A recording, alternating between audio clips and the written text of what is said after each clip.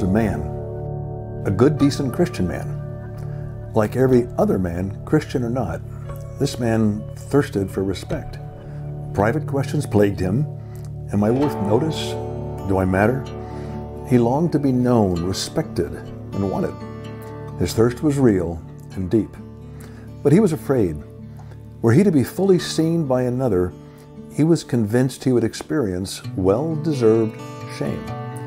Yet he yearned for the impossible, to be fully known by someone who would draw near to him and never back away. But why dream the impossible dream? Better to hide from others behind a false front, an appearance of strength, confidence, perhaps compassion and concern for others. Anything to relieve the emptiness of unquenched thirst and intolerable ache. And if that failed to provide the desired relief, porn reliably worked. Was he sexually addicted?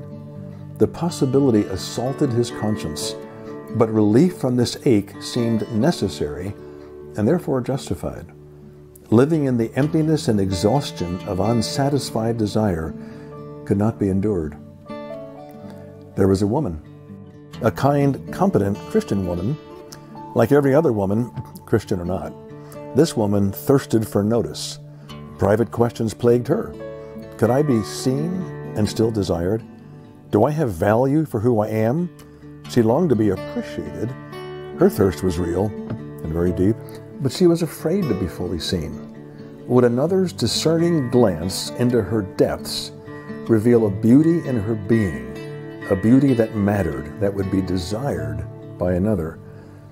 If she were to be fully visible to another, would he simply move away?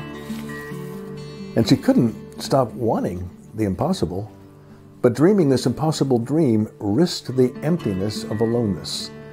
Better to hide from others behind friendly sociability, charm, professional achievement, anything to numb the painful void of unsatisfied longing. Perhaps an intentional display of sexuality could provide a convincing semblance of true satisfaction. But would she stoop to cheapening herself that way? It would nearly destroy whatever was left of her self-esteem. Perhaps she had no other option. This emptiness and exhaustion could not be endured. Out of nowhere, both a man and woman heard a voice. It seemed a voice from heaven. You may continue to fight against the ache in your heart and the thirst in your soul, experiencing them both as unendurable, and you will then embrace and yield to temptation that numbs your ache and relieves your thirst. But I want you to know this: I will never love you less. But continue on the road you're now traveling that delivers only the illusion of life, and your soul will shrink, corrupted by the evil of self-centeredness that curves you away from others and toward yourself. To become the person you're most thirsty to be, a teller of the larger story that I scripted, an eternity past, and am now unwrapping in this present fallen world, you must be willing now to wait. Only then will you experience the sufficient power to fight your addiction to claiming now what I promised only for later. Yielding to addictive urges does no more than mask your ache and narcoticize your thirst. The struggle is real. You will fail.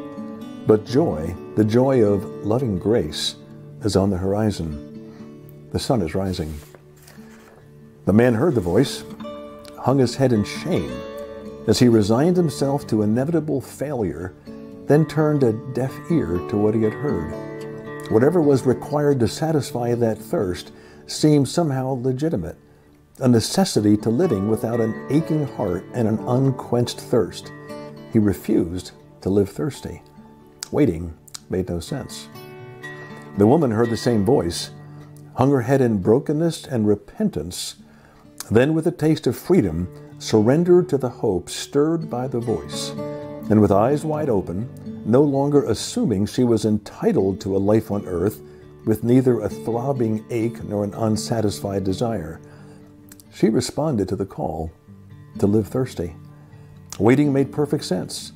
Joy was available as she tasted God to be present in her darkness.